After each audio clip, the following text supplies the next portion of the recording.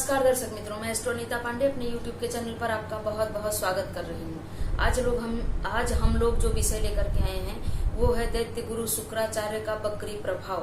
दैत्य गुरु शुक्राचार्य जो 25 मार्च से लेकर के 1 अगस्त तक अपनी स्वराशि वृषभ राशि में रह रहे हैं, वही दैत्य गुरु शुक्राचार्य 13 मई 2020 से लेकर के 25 जून 2020 तक बकरी रहने वाले हैं। शुक्र का यह बकरी काल हम सभी की राशियों पर क्या प्रभाव डालने वाला है, इसी का प्रभाव, इसी का विश्लेषण लेकर के आज मैं आपके समक्ष हाजिर हूँ। दर्शक मित्रों, देखने वाली बात यह है कि इस समय शुक्र के साथ सूर्य देव भी युति में बने हुए हैं। 14 मई 2020 से लेकर के 15 जून 2020 तक सूर्य और शुक्र की युति भी रहेगी और इसी बकरी प्रभाव में शुक्र देव अस्त भी होंगे, क्योंकि जब भी कोई भी ग्रह सूर्य से अधिक अंशों में नजदीक होता है, हर ग्रह के लिए अपना अलग अलग अंश निर्धारित किया जा रहा है, मतलब किया गया है। तो सूर्य के लिए, सूर्य और शुक्र के लिए 10 अंश निर्धारित है। सामान्य परिस्थितियों में शुक्र देव सूर्य से 10 अंश रहने पर, 10 अंश पास रहने पर अस्त हो जाते हैं और वक्रत्व के प्रभाव में ये 8 अंश तक शुक्र देव सूर्य देव के सानिध्य में अस्त माने जाते हैं। इसलिए शुक्र देव 28 मई 2020 से लेकर के 9 जून 2020 तक अस्त भी रहने वाले हैं। इन्हीं शुक्र देव का बकरी होते हुए अस्त होना आप सभी राशियों पर क्या प्रभाव डालेगा, ये आप आज देख पाएंगे मेरे इस एपिसोड में। दर्शक मित्रों, उससे पहले मैं आपको कुछ कहना चाहती हूँ। बकरी और मार्गी क्या होता है, जैसा कि मैंने आपको पहले भी एक एपिसोड में बताया है कि बकरी का मतलब होता है जब कोई भी ग्रह अपनी चाल से उल्टा चलने लगे ज्योतिष शास्त्र के हिसाब से, तो उसको हम लोग बकरी कहते हैं। मार्गी जब अपने ही राह पर सीधे चलता जा रहा हो तब हम उसको मार्गी कहते हैं। सूर्य और चंद्रमा कभी भी बकरी नहीं होते, राहु और केतु हमेशा बकरी ही चलते हैं। इसके बाद मंगल से लेकर के शनि तक, मंगल, बुध, गुरु, शुक्र और शनि, ये सभी ग्रह बकरत्व और मार्गत्व को प्राप्त होते हैं। तो इसी तरह शुक्र देव भी अभी बकरी होने जा रहे हैं, मतलब हो चुके हैं, जो 25 जून तक बकरी रहने वाले हैं। एक चीज ये भी है दर्शक मित्रों, एक झूठ फैलाया जा रहा है, एक मिथ्या फैलाई जा रही है कि बकरी का मतलब होता है कि अपनी से दूसरी राशि में, अपनी से 12वीं राशि में ग्रह का लौट आना। ऐसा बिल्कुल नहीं है। बकरी का मतलब एक ग्रह राशि छोड़ करके दूसरी राशि में चला आए, ऐसा नहीं होता।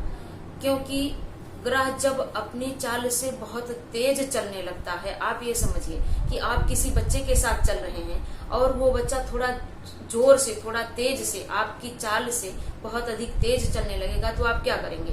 पीछे से पकड़ करके खींच के उसको अपने साथ में कर लेंगे। बस यही है वक्रत्व, कि जहां पर अगर अपनी चाल में बहुत तेज हो गए हैं ग्रह, तो उनको थोड़ा सा नेचर जो है वो पीछे खींच लेती है, अपने चाल के बराबर कर लेती है, और यही होता है वक्रत्व का प्रभाव उसी राशि में, ना कि दूसरी राशि में। इसलिए वृषभ राशि में ही रहेंगे, मेष राशि में नहीं जाएंगे, शनि धनु राशि में नहीं जाएंगे और शुक्र देव मेष राशि में नहीं जाएंगे। दोनों ग्रह अपनी ही राशियों में रहकर बकरी होने वाले हैं। दर्शक मित्रों, आज मैं आपको एक बात बताने वाली हूँ जो शायद आपको बहुत काम की लगे। दर्शक मित्रों, हर एक परिस्थिति हर एक इंसान के लिए पॉजिटिव ही या नेगेटिव ही नहीं होती। कभी कभी बहुत नकारात्मक परिस्थिति भी जो हमारे लिए बहुत नकारात्मक होती है, वो किसी और के लिए बहुत सकारात्मक होती है, और जो किसी और के लिए बहुत पॉजिटिव यानी सकारात्मक होती है, वो हमारे लिए बहुत नकारात्मक होती है। इंसान किस प्रोफेशन से जुड़ा है, उसका काम क्या है, उसको कहाँ से लाभ मिल रहा है, शायद हमें उसका बहुत बड़ा नुकसान हो रहा हो, लेकिन सामने वाले को अगर उसका बहुत ज्यादा लाभ हो रहा है, तो उसके लिए हमारी नेगेटिव परिस्थिति जो है वो बहुत ज्यादा पॉजिटिव मानी जाएगी।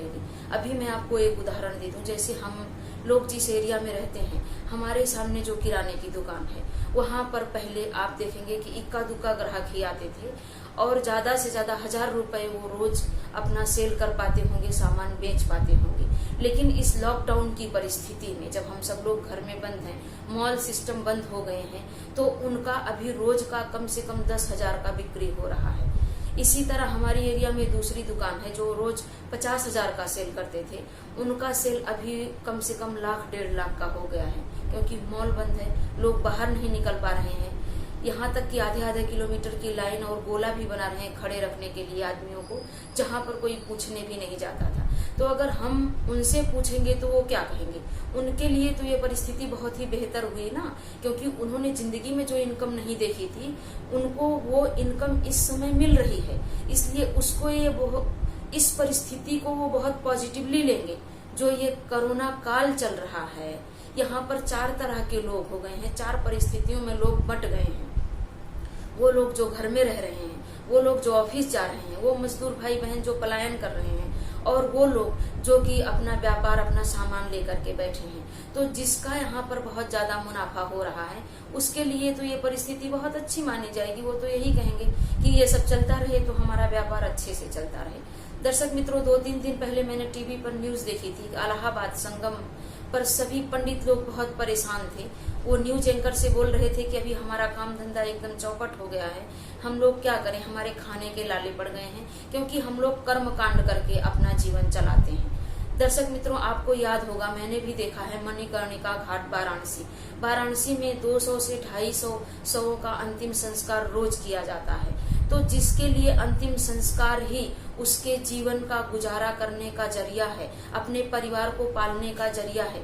हम कितना भी अपना सगा संबंधी छोटा बड़ा बुजुर्ग खो दें, सारी जिंदगी उसकी यादों में रहें, लेकिन उसके लिए तो उसके व्यापार का एक जरिया मात्र ही है।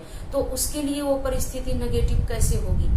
उनके लिए तो वही खाना पीना है, वही ईश्वर है, वही भगवान है, और उसी के लिए दुआ प्रार्थना करते होंगे। अभी जब एक भी शवों का अंतिम संस्कार नहीं हो रहा है मणिकर्णिका घाट पे, या ऐसे पूरे विश्व के जितने भी घाट हैं जहाँ पर भी ऐसे कर्म होते होंगे, और जो लोग भी इस कर्म में लगे होंगे, वो सभी लोग क्या कहते होंगे? शाम को ईश्वर से प्रार्थना तो करते होंगे ना कि भगवान किसी को तो मार कि हमारा घर चले, हम अपने परिवार का गुजर बसर कर सकें। तो हमारी नेगेटिव चीजें उनके लिए कितनी पॉजिटिव हो रही हैं। वो डॉक्टर जो अपना क्लिनिक लेकर के बैठे हैं, सुबह अपने माँ बाप का पैर छू करके जाते हैं, दिया बत्ती करके जाते हैं, क्या आशीर्वाद मिलता है उनको कि आपका बिजनेस, आपका व्यापार बहुत फूले फले, आप खूब आगे बढ़ो। क्या मतलब हुआ इसका? कितने लोगों की बीमार होने की दुआ कर रहे हैं वो, क्योंकि उनके बेटे का व्यापार चले, डॉक्टर साहब का व्यापार चले। मैं किसी के बारे में बुरा नहीं बोल रही हूँ, मैं उन परिस्थितियों को बोल रही हूँ जो प्रश्न उठाए जा रहे हैं, उसको बोल रही हूँ कि हर परिस्थिति अच्छी भी नहीं होती, हर परिस्थिति बुरी भी नहीं होती। हर बुरी परिस्थिति भी किसी के लिए बहुत अच्छी होती है। जैसे अभी आप सड़कों पर मोर नाचते दिख रहे हैं, गंगा यमुना को प्रदूषण से मुक्त होते दिख रहे हैं। इसलिए इस कोरोना काल में भी ज्योतिष को लाने का, राशियों को बताने का मेरा मकसद यही है। अगर मैं किसी मेष राशि वालों को बता रही हूँ कि आपको 4 गुना लाभ हो रहा है, होने वाला है, और वो उसी मरघट पर काम करते हैं, तो वो क्या सोचेंगे? आज तो 4 लोग आएंगे। इसी तरह से ना, तो ये क्रम है। दुनिया थोड़ी सी रुक गई है, उसने चलना बंद नहीं किया, थोड़ी सी धीमी हो गई है, पर उसने चलना बंद नहीं किया। तो इसलिए इन सब चीजों से हमें सीखना चाहिए कि हम भी अपने जीवन में पॉजिटिविटी को कैसे क्रिएट करें। आप सभी हमारे जितने भी दर्शक हैं, 70% लोग ऐसे हैं कि जो मुझे देखते तो हैं पर मेरा चैनल सब्सक्राइब नहीं किया। उन सभी लोगों से हाथ जोड़कर विनती कर रही हूँ कि मेरे चैनल को सब्सक्राइब करिए। मैं दिन रात मेहनत करती हूँ आप लोगों के लिए। भले करोड़ों एस्ट्रोलॉजर हैं, पंडित हैं, पर मेरी अपनी सोच है, मेरी अपनी जगह है। अगर आप मुझे पसंद करते हैं तो सब्सक्राइब कीजिए।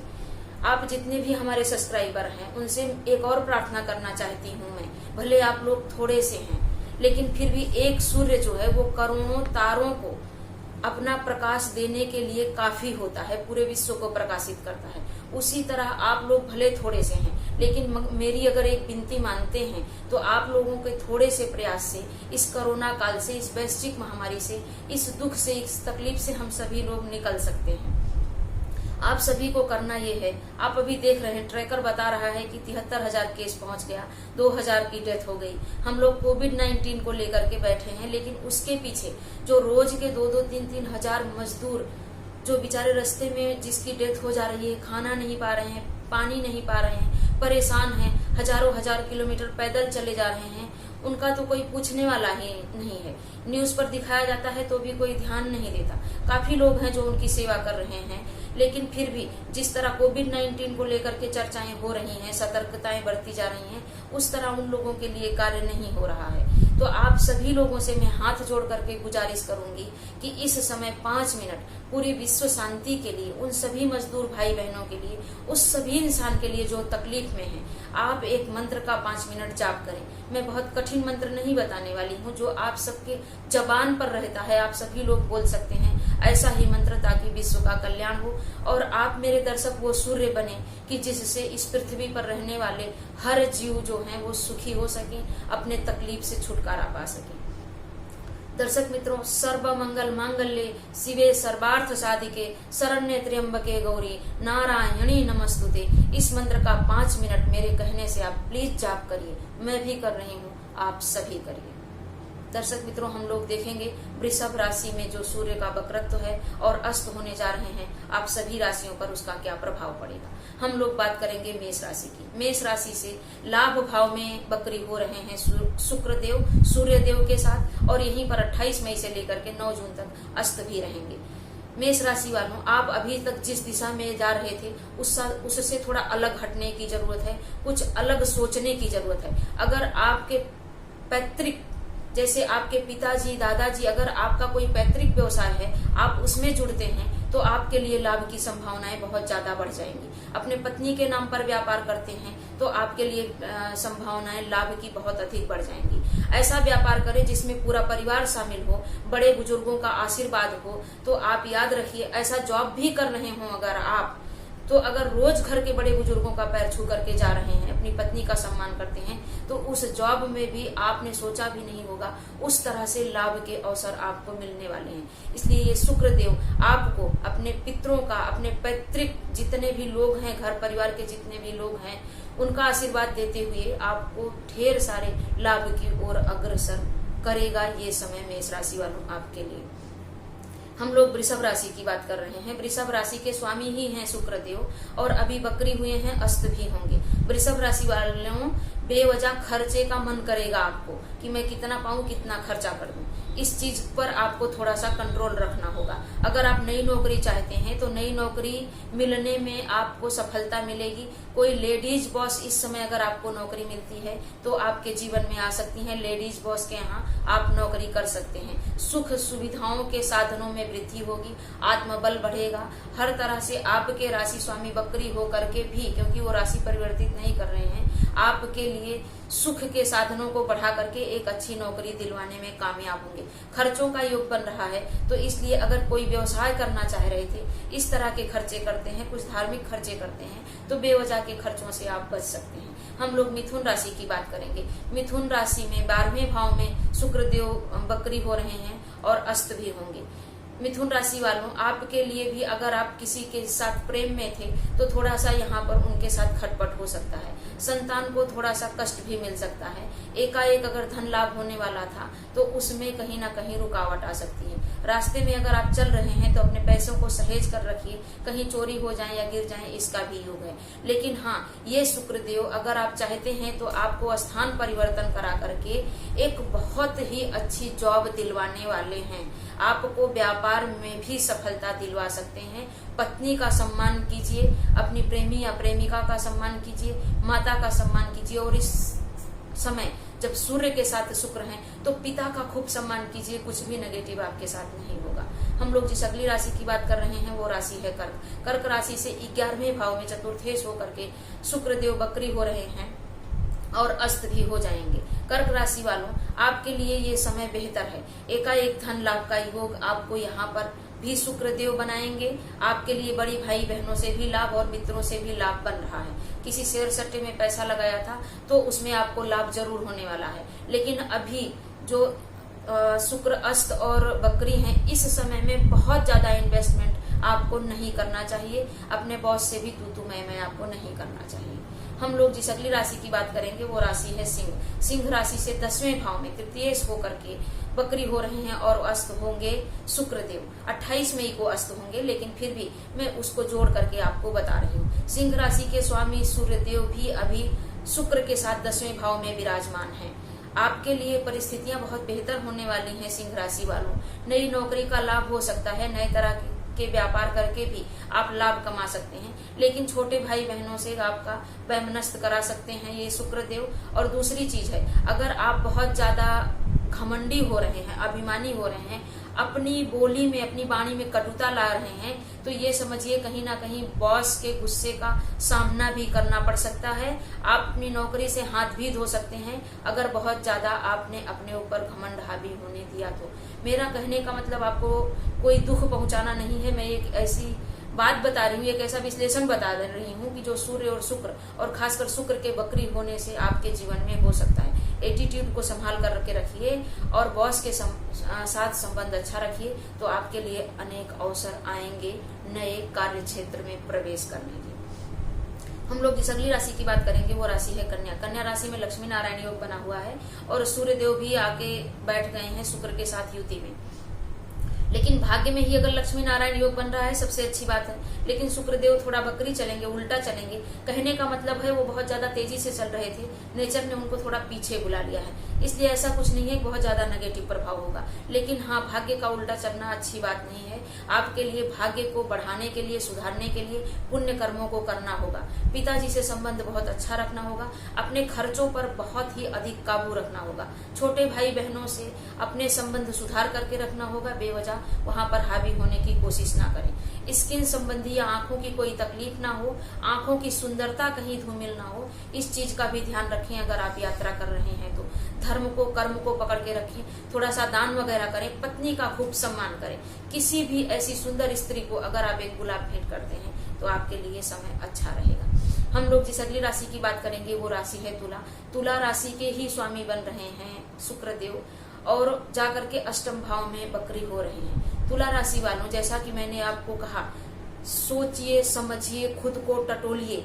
अब वो समय है कि जब आप किसी साधनाओं के जरिए गूढ़ रहस्यों को जान सकते हैं, ज्योतिष विज्ञान को जान सकते हैं, एक ऐसी आध्यात्मिक शक्ति को पा सकते हैं जो आपने कभी सोचा भी नहीं हो।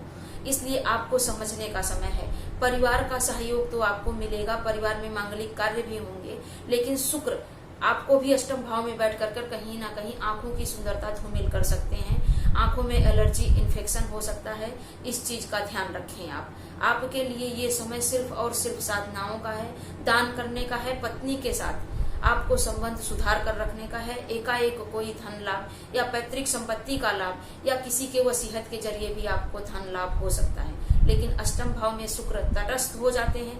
यहीं पर बैठ करके इन्होंने, मतलब शुक्र ही हैं जिन्होंने मृत संजीवनी विद्या का निर्माण किया। अष्टम भाव जो कि शनि का स्थायी निवास होता है, यहाँ पर रहने से शुक्र जो है वो बेफिक्र हो जाते हैं, शनि के रक्षण में होते हैं। इसलिए वो भोग की तरफ नहीं, वो इन्वेंशन की तरफ, वो कुछ नया करने की तरफ अपना प्रयासरत रहते हैं। इसलिए आपको इस चीज का ध्यान रखना चाहिए। हम लोग जिस अगली राशि की बात करेंगे वो राशि है वृश्चिक। मालव्य योग बना करके बैठे हैं सूर्य के साथ, बकरी हो रहे हैं। नई नौकरी की अनेक संभावनाएं आपको देखने को मिलेंगी, व्यापार के भी अनेक अवसर आपको देखने को मिलेंगे। पत्नी के साथ थोड़ा सा यहाँ पर आपका खटपट हो सकता है। प्रेम विवाह करना चाह रहे थे तो वहां भी परिवार के लोग आपको कहीं ना कहीं बाधा बनेंगे आपके प्रेम विवाह में। इस चीज का आपको ध्यान रखना चाहिए। वृश्चिक राशि वालों, सप्तम भाव में शुक्र का बकरी होना एक तरह से आपके लिए अच्छा ही योग कहा जाएगा, क्योंकि व्यापार के अनेक रास्ते आपके लिए खोलेगा। विदेश से आपको शुभ समाचार मिल सकता है।